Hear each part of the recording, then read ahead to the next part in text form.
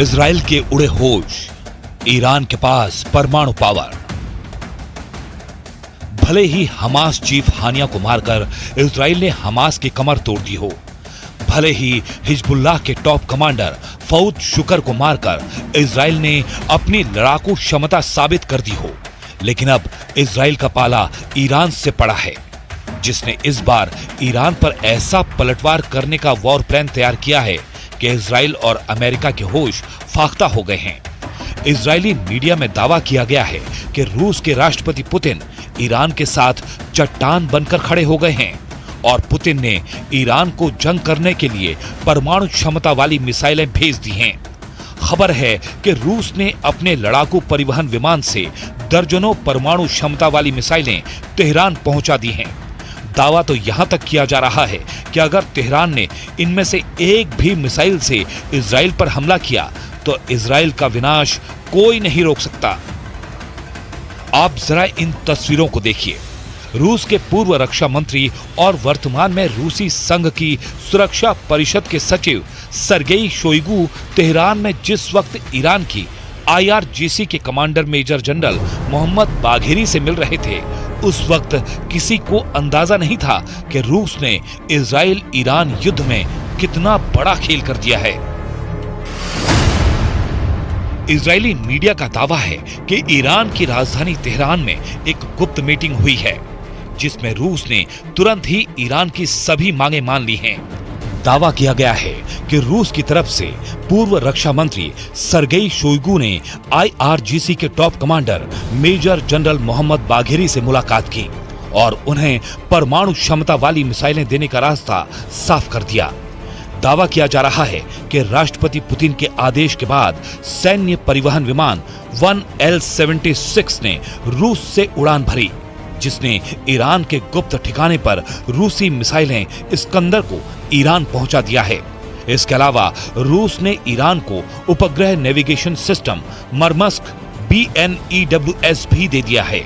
रूस की इस्कंदर परमाणु क्षमता वाली मिसाइल कुछ मिनट में ही तैयार की जा सकती है। इस मिसाइल के मिलने से ईरान अब इजराइल में घुसकर कभी भी हमला कर सकता है, जबकि रूस का उपग्रह नेविगेशन सिस्टम मरमस्क BNEWS ईरान को ऐसी क्षमता देगा कि इजराइल के लड़ाकू जेट और मिसाइलें हमला तक नहीं कर पाएंगी।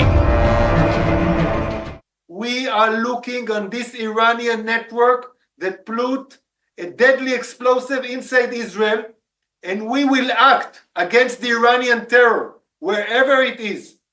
We will not expect, we will not get any Iranian explosive devices here and not do anything. We will act determinedly against the Iranian terror wherever it is.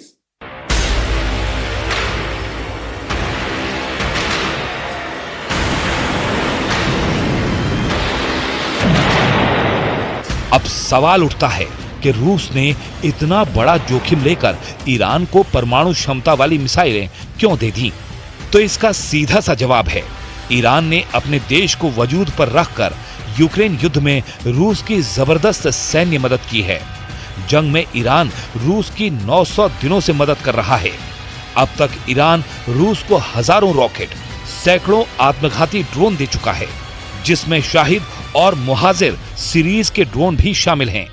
रूस को ईरानी हथियारों से यूक्रेन को तबाह करने में जबरदस्त मदद मिली। यहां तक कि नेटो और अमेरिका के हथियारों को भी रूस ने ईरानी हथियारों से उड़ाया।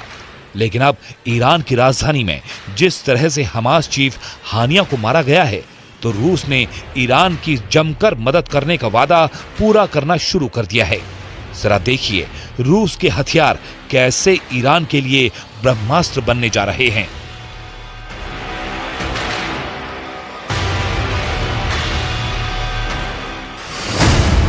इजराइल के उड़े होश, ईरान के पास परमाणु पावर।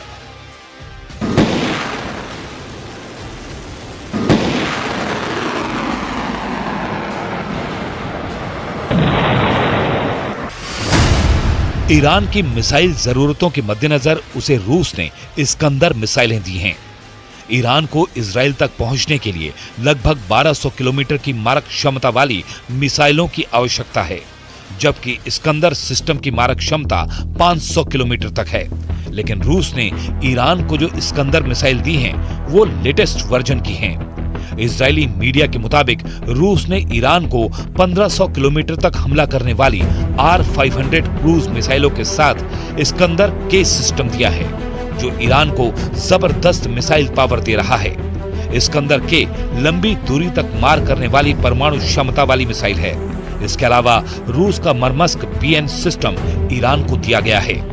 इजरायली विदेश मंत्री कार्ज का साफ कहना है कि ईरान इजराइल पर बहुत बड़े हमले का प्लान बना चुका है, यानी ईरान अब रूसी मिसाइलों से इजराइल पर हमला करने जा रहा है।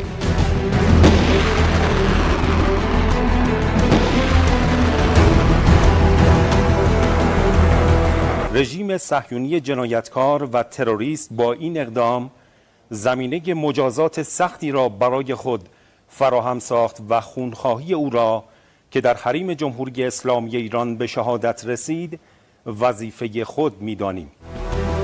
अब आप ये भी जान लीजिए कि क्यों ईरान को रूसी हथियारों की जरूरत पड़ रही है।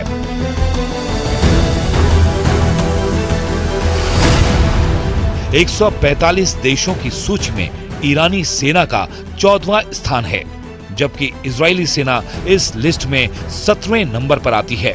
अगर सैनिकों की संख्या की बात की जाए तो ईरान के पास 6,10,000 सैनिक हैं, वहीं इजराइल के पास 1,70,000।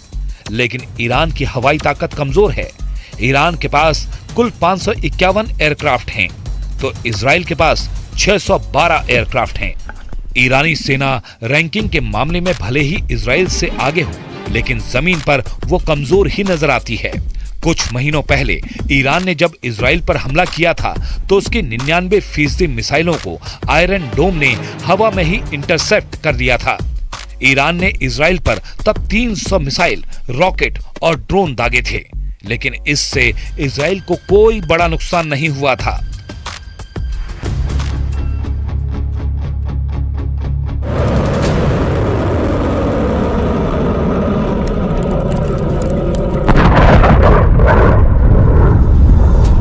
अब ऐसी हालत में पुतिन ने जिस तरह से ईरान का साथ देने का ऐलान कर दिया है, उससे अमेरिका और इजराइल को जबरदस्त झटका लगा है, क्योंकि खबर यह भी है कि ईरान अपने दम पर परमाणु हमला करने की क्षमता हासिल कर चुका है।